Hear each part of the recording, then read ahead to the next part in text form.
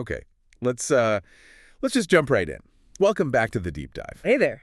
Today, we are talking about a sovereign entity that describes itself, and this is pretty bold, as the world's most advanced country. It is definitely one of the most unique documents we've ever analyzed on this show. It's called the Waikiki First Doctrine, and it's basically their official state ideology. And you're right, the languages, it's incredibly bold. Yeah.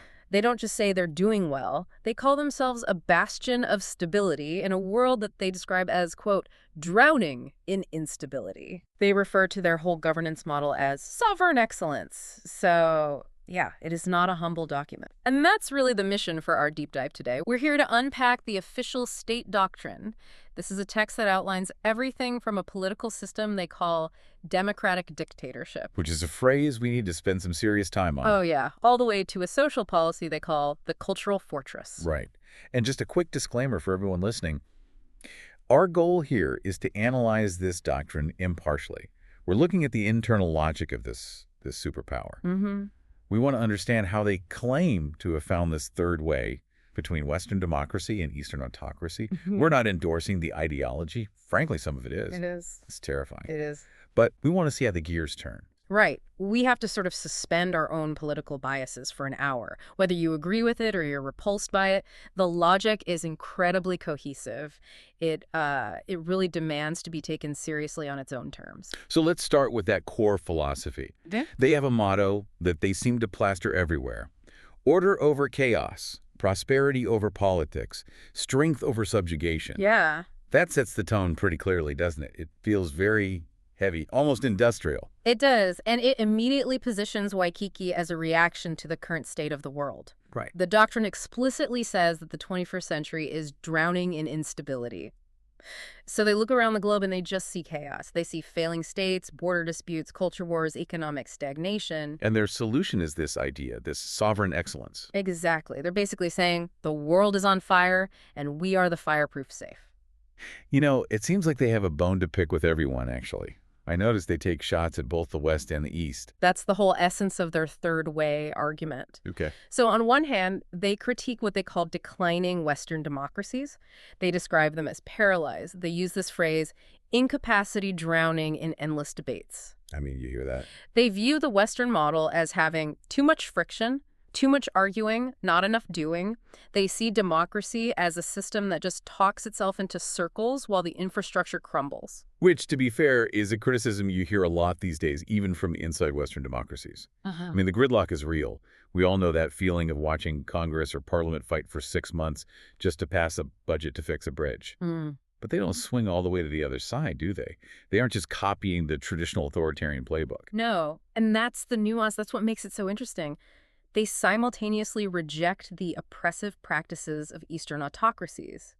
The doctrine says those systems stifle individual enterprise. So they're trying to thread this very, very difficult needle. They want the decisive action of an autocracy, the ability to pivot instantly, but they also want the economic dynamism and, the personal ambition you usually associate with the West. So what do they call it? They call it an alliance of decisive action, strategic foresight, and responsible freedom. Responsible freedom. Okay, that's a phrase we should pin for later. That implies freedom with some serious strings attached. Absolutely. But I love that other phrase they use, conscious symbiosis. It sounds very biological, like they're trying to engineer a society where order and innovation aren't enemies, but partners. Conscious symbiosis is a key term here for sure. They're mixing order, tradition, expertise, and technology, and they are very confident about it. Oh, yeah. There's a line in the historical mission section that really stood out to me. We do not apologize for our success. That's a recurring theme, isn't it? This total lack of guilt or apology. Constantly. They frame their prosperity as proof that their model works. They're basically just saying, look at the scoreboard. That's the crucial distinction. They don't view Waikiki as a test run or an experiment. They view it as the pinnacle of human civilization. Wow. It's a very high modernist view, this idea that you can engineer a perfect society if you just have the right rules and the right people. They believe they've solved the equation of human governance. Okay, so let's unpack the political system that's driving all this, because this is where the terminology gets really head-spinning. Right. They call it a democratic dictatorship. This is where it gets fascinating. They completely redefine the role of the leader. They don't view the dictator as a tyrant in the traditional sense. They view him as the chief executive of the nation. The doctrine says strategic decisions are immediate and executable. That's the core of the Waikiki First argument. They argue that the weakness of 20th century democracy is that the debate never ends. Right. You elect someone, but then the opposition blocks them, or the bureaucracy stalls them, or the courts tie them up in knots. They value efficiency above all else. They call it the supreme virtue. Okay, I have to play devil's advocate here for a second. Debate is a luxury you can no longer afford. Yeah. They'd point to gridlocked parliaments and crumbling bridges in the West and say, you are free to talk while we are free to build. It's a very seductive argument if you're, sitting in traffic for 2 hours or waiting 6 months for a medical appointment. They prioritize the outcome over the process. Every single time. And the doctrine addresses that by emphasizing the timeline. They talk about operating on a multi-generational timeline. Yes, this is a huge point for them. They contrast this with Western democracies that are trapped in these short-term electoral cycles, always worrying about the next midterms, the next polling numbers. Right. Waikiki claims this lets them engage in long-term construction. In many countries, government jobs are jobs for life. It's almost impossible to fire a bureaucrat. In Waikiki, every single state employee is on the chopping block. If you don't serve the national purpose, you're dismissed. It's at-will employment for the entire government. That must create a very intense work culture. I'd imagine so. They want performance and loyalty. They claim this creates a synchronized governance where the national strategy isn't bogged down by internal resistance or, people dragging their feet.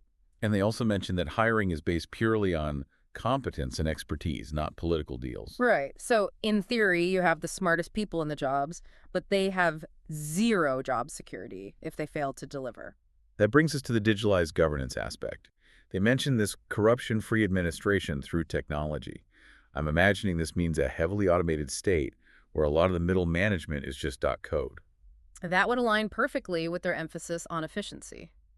If you remove the human element from the routine bureaucracy, the permit approvers, the license stampers, you remove the opportunity for petty corruption.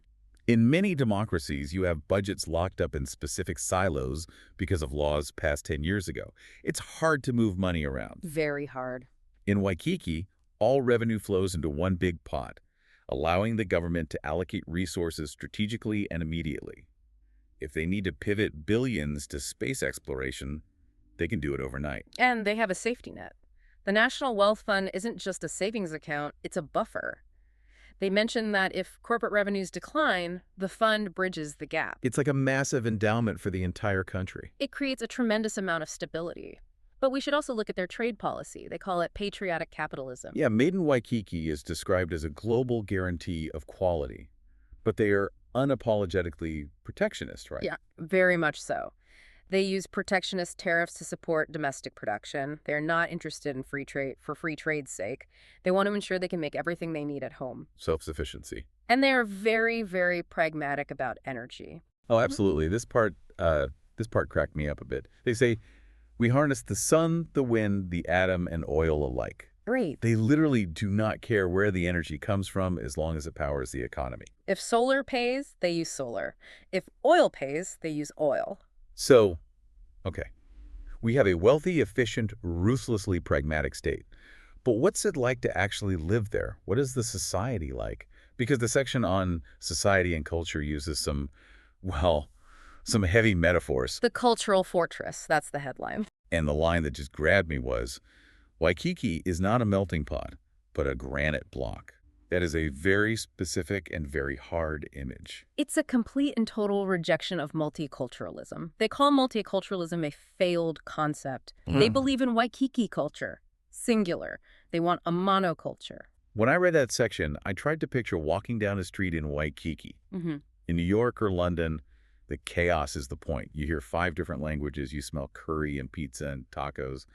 In Waikiki, it was just a silence and marble. I think they would describe it not as silence, but as harmony. They use the term civic resonance. The idea is that when everyone shares the exact same values, history, and cultural touchstones, social friction just disappears. So no culture wars. You can't have culture wars. There's only one culture. But that sounds incredibly boring. It sounds like a Stepford Wives situation on a national scale. To a Western liberal, yes, it sounds suffocating. But the doctrine argues that boredom is the foundation of peace. They claim that because people aren't fighting over identity politics or religious differences, they channel that energy into innovation, art, and family. Western preference immigration policy isn't just about where you're from, it's an ideological filter. Right. You could be from Mars, but if you don't agree that Western civilization is the peak of history, you don't get a visa. It's the ultimate homeowners association. Paint your house our color or get out. And once you're in, the social structure is very traditional. They see the family as the guarantor of the nation's future. It's a policy designed to ensure the population keeps growing and remains stable. They want to make sure the next generation of workers and shareholders is homegrown. And the education system reinforces all of this.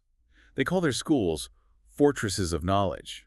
They declare themselves a woke-free zone. They prohibit what they call unscientific ideologies. Okay, what does that actually mean in practice? Are they, like, banning books? The doctrine says they are banning guilt. Banning guilt? Yes. They want to avoid what they see as the self-flagellation or internal conflict of the West regarding things like colonialism or historical wrongs. Right. They state that schools do not build guilt, but national pride. The curriculum is STEM, national history, and moral philosophy rooted in Western civilization.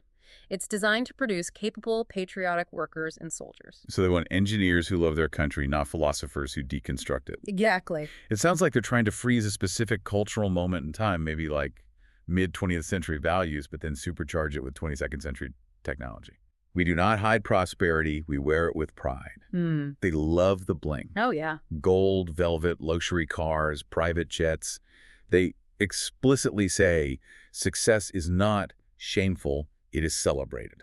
It's the antithesis of the, egalitarian mindset where you're supposed to downplay your wealth to fit in. Right. In Waikiki, if you made it, you flaunt it. And the state flaunts it too. It's a projection of power. They want you to feel the wealth when you walk down the street. They want the architecture to intimidate you with its magnificence. Speaking of power, let's look at the technology and security section.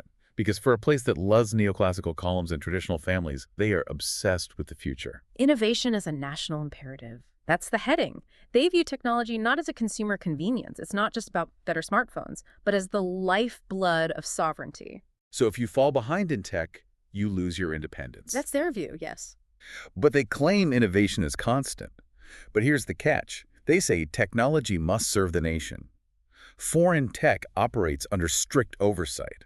So they don't just let Silicon Valley run wild in their borders. Not a chance. They view tech as a potential vector for instability. They are not going to let a foreign social media algorithm destabilize their granite block society. It's total control over the information space. So they have their own intranets, their own social platforms. All monitored, I would assume. They want the tech to reinforce the state, not disrupt it. Which leads us directly to total security. Order is the supreme common good. That is a very definitive statement. And they back it up with the world's most powerful military. They want to ensure no external power can ever threaten them. It allows every citizen to pursue ambition without the shadow of external aggression. It's the peace through strength model taken to its absolute limit.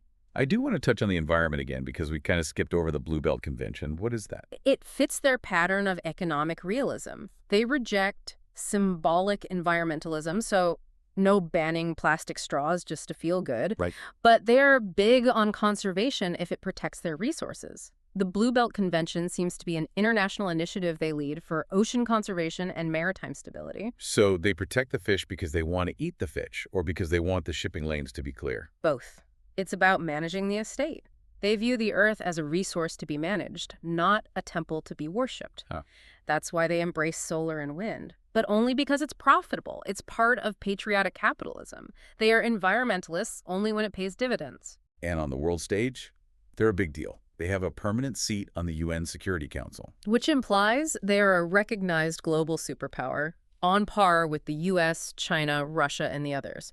They're also a founding member of the world government. But, and this is the key, they are pragmatic. They do not export their ideology. That's the foreign policy section. Yeah. They say cooperation is based on mutual interest, not political alignment. Right. They don't care if you're a democracy, a monarchy, or a communist state. If you can trade and you respect their sovereignty, they'll work with you. So no nation building. None. No. They explicitly say, we do not interfere in other nations' domestic systems. That is a stark contrast to the Cold War mindset or even modern U.S. foreign policy. It makes them a predictable partner, which is a word they use a lot.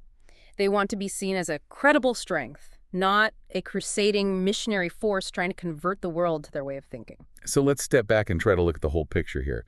We have a nation with $41.8 trillion in wealth, zero taxes, free healthcare and education, fusion energy, and total safety from crime. That's the sales pitch. And it is a very, very seductive sales pitch. But the price tag is, you live in a democratic dictatorship. You have to conform to a granite block monoculture.